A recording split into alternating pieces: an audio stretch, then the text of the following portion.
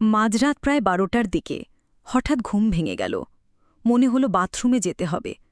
ধীরে ধীরে উঠে বাথরুমের দিকে পা বাড়ালাম। ফিরতে কিছুটা সময় লেগে গেল। ঘরে ফিরে দেখি আন্টি বিছানায় শুয়ে আছেন, তবে উল্টো দিকে মুখ করে। ঘরের মৃদু আলোয় মনে হচ্ছিল সময় ৪:০৪। আন্টির সিল্কের নাইটির ঝলমলে আলো তাকে আরও মোহনীয় করে তুলছিল। আমি আস্তে আস্তে পা বাড়িয়ে তার কাছে গেলাম।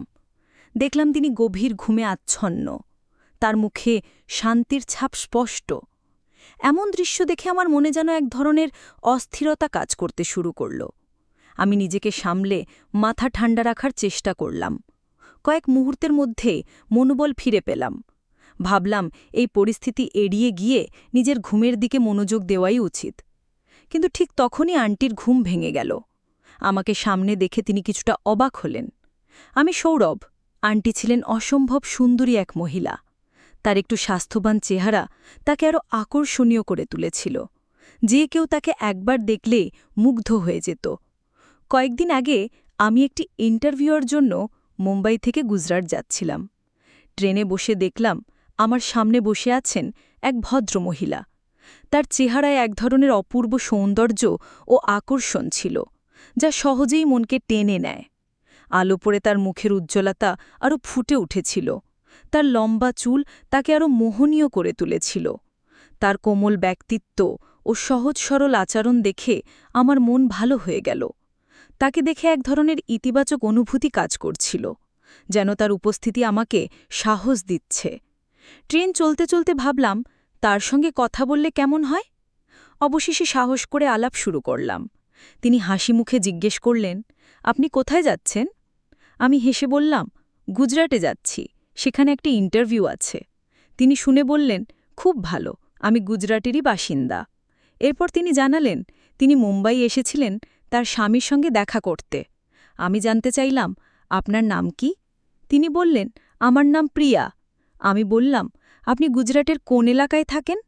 তিনি উত্তর দিলেন, আমি কলেজে থাকি। আমাদের আলাপ চলতে লাগল। কথা বলার সময় তার ব্যক্তিত্ব আমাকে ক্রমশ আকর্ষণ করতে থাকল। ভ্রমণের সময় আমরা একে অপরের জীবনের গল্প ভাগাভাগি করলাম। আমি তাকে জানালাম আমার ইন্টারভিউ একটি অটোমোবাইল কোম্পানিতে। তিনি আমাকে উৎসাহ দিলেন। তার কথাগুলো খুব আন্তরিক এবং শক্তি যোগানোর মতো। রাতের প্রায় ১১টা বাজে ট্রেন যখন কল্লোর স্টেশনে থামল, আমিও প্রিয়া আন্টি দুজনেই ট্রেন থেকে নামলাম। আন্টির ব্যাগটি ভারী ছিল, তাই আমি বললাম, আন্টি, আমি আপনার ব্যাগটি ধরছি। তিনি আন্তরিকভাবে ধন্যবাদ জানালেন। স্টেশন থেকে বাইরে এসে প্রিয়া জিজ্ঞেস করলেন, এখন রাতে কোথায় থাকার পরিকল্পনা করেছেন? আমি বললাম, সম্ভবত একটি হোটেল খুঁজতে হবে। তখন প্রিয়া বললেন, যদি সমস্যা না হয় আপনি আমাদের বাড়িতে আসতে পারেন, বাড়ি কাছেই। আমি কিছুক্ষণ ভেবে সম্মতি দিলাম। রাতে অচেনা জায়গায় হোটেল খোঁজার থেকে আন্টির বাড়িতে যাওয়াই নিরাপদ মনে হল। ট্রেনে তার সঙ্গে আলাপের পর থেকে আমি বেশ স্বস্তি অনুভব করছিলাম। আমরা দুজনে হাঁটতে হাঁটতে তার বাড়ির দিকে এগিয়ে গেলাম। হাঁটতে সময় তাকে জিজ্ঞেস করলাম, আপনার বাড়ি আর কত দূর? তিনি হেসে বললেন, আরেকটু দূর। তুমি দেখবে আমাদের বাড়ির পরিবেশ খুব সুন্দর। তার কথায় আশ্বস্ত হলাম। ভাবলাম এটি হয়তো একটি নতুন বন্ধুত্বের সূচনা হতে পারে। তার বাড়িতে পৌঁছে তিনি দরজা খুলে আমাকে ভেতরে আসার আমন্ত্রণ জানালেন। ভেতরে ঢুকে আমি বললাম, ধন্যবাদ আন্টি। তিনি হাসিমুখে বললেন, ধন্যবাদ তো আমাকে বলা উচিত, তুমি আজ আমাকে অনেক সাহায্য করেছ। ঘরের ভেতরে একটি নরম আলো ছিল, আর দেয়ালে ঝুলানো ছবি বাড়িটিকে অদ্ভুতভাবে সুন্দর করে তুলেছিল। আন্টি স্নেহভরা কণ্ঠে জিজ্ঞেস করলেন, সৌরভ, তোমার কি খিদে লেগেছে? কিছু খাবে?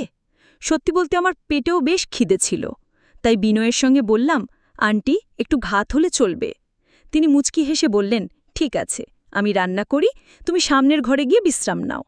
আমি তার কথা মতো সামনের ঘরে গেলাম। নিজের কাপড় পরিবর্তন করে হাত মুখ ধুয়ে নিলাম। আরামদায়ক একটি লোয়ার আর টি শার্ট পরে একটু শান্তিতে বসার জন্য প্রস্তুত হলাম। ঘরটি খুবই আরামদায়ক ও শান্ত ছিল, যা আমার মনে এক ধরনের স্বস্তি এনে দিয়েছিল। কিছুক্ষণ পর আন্টি ব্ল্যাক সিল্কের নাইটি পরে বাইরে এলেন। তিনি দেখতে বেশ সুন্দর লাগছিলেন। তার সাধারণ পোশাকে একটি অসাধারণ আকর্ষণ ছিল। তিনি হাসি মুখে বললেন, কি হলো, ঠিক লাগছে না? আমি হেসে বললাম, আন্টি, আপনি তো খুব সুন্দর দেখাচ্ছেন। আমার কথায় তিনি মুচকি হেসে রান্নার কাজে ফিরে গেলেন। আমি বিছানায় বসে ফোনে কিছু দেখতে শুরু করলাম। কিছুক্ষণের মধ্যেই রান্না করা খাবারের সুগন্ধ এসে পৌঁছল। আন্টি বললেন, খাবার প্রায় হয়ে গেছে, তুমি টেবিলে বসো। আমি টেবিলে গিয়ে বসলাম। তিনি ভাত আর তরকারি পরিবেশন করলেন। আমরা খাবার খেতে খেতে কথাবার্তা বলছিলাম। আন্টি জিজ্ঞেস করলেন, খাবার কেমন লাগছে? আমি বললাম, অত্যন্ত ভালো। তিনি হেসে বললেন, আর আমার বাড়ি কেমন লাগলো? আমি বললাম, বাড়ি খুব ভালো। এরপর তিনি ধীরে ধীরে প্রশ্ন করলেন, এই বাড়ির মালকিনি কেমন লাগলো? আমি একটু বিস্মিত হয়ে বললাম, তিনি তো খুব ভালো। তিনি ধন্যবাদ জানিয়ে বললেন, তোমার ইন্টারভিউয়ের সময় কখন? আমি বললাম, কাল সকাল 10টায়। তিনি বললেন, তাহলে সমস্যা নেই, আমি তোমার জন্য নাস্তা বানিয়ে দেব, তুমি খেয়ে যাও। আমি সম্মতি জানালাম। খাওয়ার শেষে আমরা থালা বাসন পরিষ্কার করলাম। আন্টি বললেন, তোমাকে বিশ্রাম করতে হবে, সকালে তাড়াতাড়ি উঠতে হবে। আমি মুচকি হেসে বললাম, আন্টি, আপনি কোন পারফিউম ব্যবহার করেন? আপনার ঘরে খুব সুন্দর গন্ধ আসছে। তিনি হেসে বললেন, সবে মহিলা পারফিউম, তোমার উপযুক্ত নয়। রাত গভীর হয়ে এসেছিল। আমি বিছানায় শুয়েছিলাম। কিছুক্ষণ পর আন্টি ঘরে এসে মুচকি হেসে বললেন, তুমি কি আর কিছু বলবে? আমি হেসে জিজ্ঞেস করলাম, আপনি কি জানতে চান? তিনি আমার চোখের দিকে তাকিয়ে বললেন, যদি তোমার চাকরি এখানে হয়ে যায়, তুমি কোথায় থাকতে চাও? আমি কিছুক্ষণ ভেবে বললাম, সম্ভবত একটি রেন্টেড ঘর নিতে হবে। তিনি চুপ করে থাকলেন। কিছুক্ষণ পর বললেন, তুমি কি আমার বাড়িতে থাকতে পারবে? আমি কিছুটা হতবম্ব হয়ে বললাম, আন্টি, আপনার বাড়িতে আমি কতদিন থাকব? তিনি মুচকি হেসে বললেন, যতদিন তুমি চাও। আমি বললাম, কিন্তু এটা ঠিক মনে হচ্ছে না। তিনি বুঝতে পেরে বললেন, ঠিক আছে, তুমি রেন্টেড থাকতে পারো। যা রেন্ট দিতে হবে সেটা আমাকে দিলেই হবে, এতে আমারও সুবিধা হবে। আমি ভাবলাম, এটা আসলেই ভালো প্রস্তাব। বললাম, ঠিক আছে, আগে তো চাকরি পেতে হবে, সেটাই আগে দেখি। তিনি বললেন, তোমার চাকরি নিশ্চিত হয়ে গেছে। আমি হাসতে হাসতে বললাম, আপনি কিভাবে জানলেন? তিনি বললেন, আমার কিছু অনুভূতি আছে।